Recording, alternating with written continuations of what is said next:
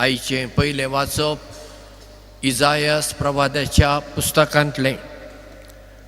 ते समजून घेवंक आमकां त्या काळाचो थोडो इतिहास समजून घेवंक जाय। त्या वेळार इस्रायल देशाचे दोन वांटे जाल्ले। दाविदाचो पूत सोलोमो राजा उपरांत दोन वांटे जाले। उत्तरेच्या भागाक इस्रायल देश म्हणून नांव पडलें आनी दक्षिणेच्या भागाक जुदा हें नांव पडलें। आतां जेजू जल्मोवचे 736 वर्सां आहाज हाका राजा म्हूण नेमलो, जुदाचो राजा। आनी त्या वेळार असिरियाचो राजा जुदाचेर आनी इस्रायलाचेर आक्रमण करूंक इन्वेड करूंक सोदतालो। तेन्ना इस्रायलाच्या राजान आनी सिरियेच्या राजान आहाजाक म्हणलें, तूंय आमचे बरोबर झुजाक ये, आमी 3 देश एकठांय येवन आमच्या दुस्मानाक असिरियेच्या राजाक धांवडावया। पूण आहाज तयार ना जालो। तो असिरियेच्या राजा लागीं गेलो आनी आपूण तुजे सांगात आसा म्हणालो आनी आपल्या देवाक सांडून असिरियेच्या देवांची पुजा करूंक लागलो। ह्या वेळार देवान इजायास प्रवाद्याक आहाजा लागीं धाडलो, पूण तो उतर आयकूंक तयार ना। देवान दुसरे फावटी इजायास प्रवाद्याक आहाजा लागीं धाडलो आनी इजायास प्रवाद्यान म्हणलें, हांव सांगता तें तुका बरें लागना न्ही, तर तूं देवा लागीं एक खुणा माग, म्हाका देवान धाडला वा ना तें तुका समजतलें। आहाज म्हणटा, हांव विचारचो ना, हांव देवाची परिक्षा करचो ना, अशें गर्वान उलोवंक लागलो। आनी त्या वेळार देवान इजायास प्रवाद्या कडल्यान जें कितें आमी आयच्या पयल्या वाचपांत आयकलें तीं उतरां सांगलीं। बरें, तूं खुणा मागानय न्हय, आतां हांव तुका एक खुणा दितां। एक तरणाटी चली गर्भेस जातली आनी एका पुताक जल्म दितली आनी ताका इमॅन्युएल म्हणजे देव आमचे मदें आसा अशें नांव दितली। आतां इजायास प्रवाद्यान जें सांगलें तें कोणा विशीं गाय, तें दोगांक लागता। हेब्रेव बायबला प्रमाणे तरणाटी बायल म्हणला। ती कोण आसतली? ती आहाजाची एकटी पतीण आसतली, कित्याक त्या वेळार राजाक जायत्यो पतिणी आसतल्यो, एकटी ताची तरणाटी पतीण आसतली आनी ती एका पुताक जल्म दितली। आनी तो कोण? आहाजाचो पूत हेजेकाया। बापाय उपरांत तो राजा जालो। पूण जें इजायास प्रवाद्यान सांगलें तें फकत हेजेकायाक लागना, तीं उतरां मातेव घेता आनी आयच्या आमी तिसऱ्या वाचपांत आयकलें आनी तीं उतरां तो मारयेक आनी जेजूक लायता। ग्रीक बायबला प्रमाणे, भाशांतरा प्रमाणे तरणाटी बायल न्हय, आंकवार चली गर्भेस जातली आनी एका पुताक जल्म दितली आनी ताका इमॅन्युएल म्हणजे आमचे मदें देव अशें नांव दितली। म्हणजे जें कितें इजायास प्रवाद्यान सांगलोलें तें मारये थंय आनी जेजू थंय पूर्ण जालें। आयच्या दुसऱ्या वाचपांत सांत पावलो रोमकारांक म्हणटा, मनशा सैमा प्रमाणे जेजू दाविदाच्या घराण्यांतलो आनी तुमकांय ह्या भाग्यवानपणांत वांटो घेवंक देवान आपयल्यांत, देखून तुमी भाग्यवान जायात अशें सांत पावलो म्हणटा। जें कितें सांत पावलोन रोमकारांक सांगलें तें आमकांय लागता। आमी भाग्यवान जावंक जाय, आमी आमच्या जिवितांत फाटीं वचूंक जायना, आमी फुडेंच वचूंक जाय।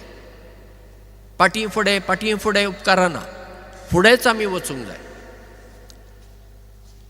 आयच्या तिसऱ्या वाचपांत आमी झुजेची खबर आयकली. तेंय समजून घेवंक आमकां त्या काळार जुदेव लोकांची काजारां कशीं जातालीं तें समजून घेवंक जाय. त्या वेळार सगळीं काजारां सोयरीकेन जातालीं. आवय बापाय ठरयतालीं कोणें कोणा लागीं काजार जावंक जाय. आनी भुरगीं ल्हान आसतनाच चल्याचो बापूय आनी हे वटेन चलयेचो बापूय एकठांय येवन बरें म्हज्या पुताक तुजी चली दी वा तुज्या पुताक हांव म्हजी चली दितां अशें तांचे मदें उतर जातालें. भुरगीं ल्हान, मागीर तीं भुरगीं वाडटात, तांकां मन ना तें उतर मोडूं येता. कित्याक तें फकत उतर तें मोडूं येता. हो जालो पयलो पावंडो उतर दिवचो. दुसरो पावंडो तांचें करार जाता. आमचें कोंकणी भाशांतर हांगा रोमी लिपींतलें चुकलां. हांगा म्हणटा उतर दिलें, उतर न्हय, तांचें करार जाल्लें. करार म्हणल्यार आतां आमी मुदी म्हणटा न्ही, एंगेजमेंट, तें जाल्लें. आनी एक फावटी तें जातच मागीर काजार मोडूंक जायना. मरासर तांणी एकामेका विस्वासी रावूंक जाय. आतां मारयेचें आनी जुजेचें करार जाल्लें, पूण ती एकठांय रावा नासली ना. एक वर्सभर तांणी तांच्या घरांनी रावूंक जाय. आनी एका वर्सा उपरांत मागीर तांचें काजार जातालें.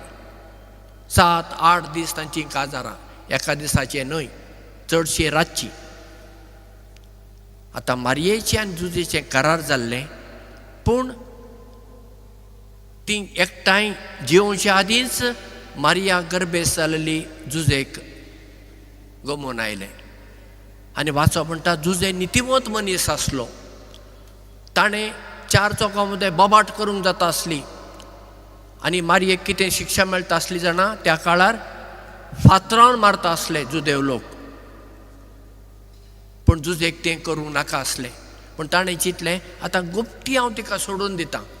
कोणाक गमचें ना, लोकांक गमतलें हांव तिचो पती, पूण म्हाका आनी तिका कांय संबंद आसचो ना, हांव तिका सोडून दितां म्हणून ताणें चिंतलें.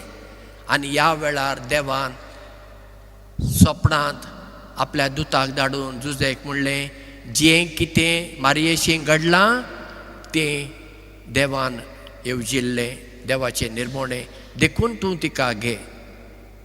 आनी आयचें तिसरें वाचप म्हणटा जुजेन देवाचें उतर मानून घेतलें. हें कितें सोंपें आसलें जुजेक.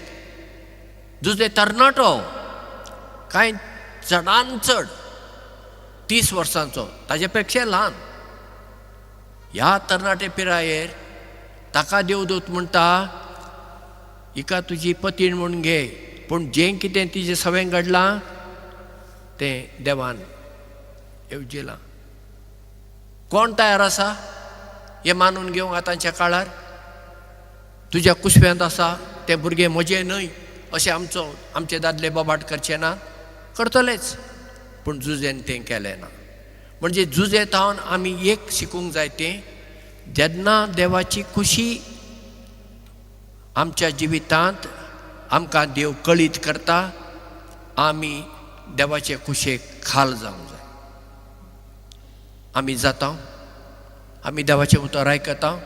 तुमी म्हणशात वय आमी आयकता, आमी मिसाक वेता, तेर्स करता, रोजार करता, नोवेना करता, कुर्सावाटो करता, आराधना करता, रितेराक वेता, पूण देवाचें उतर आमी आयकलां?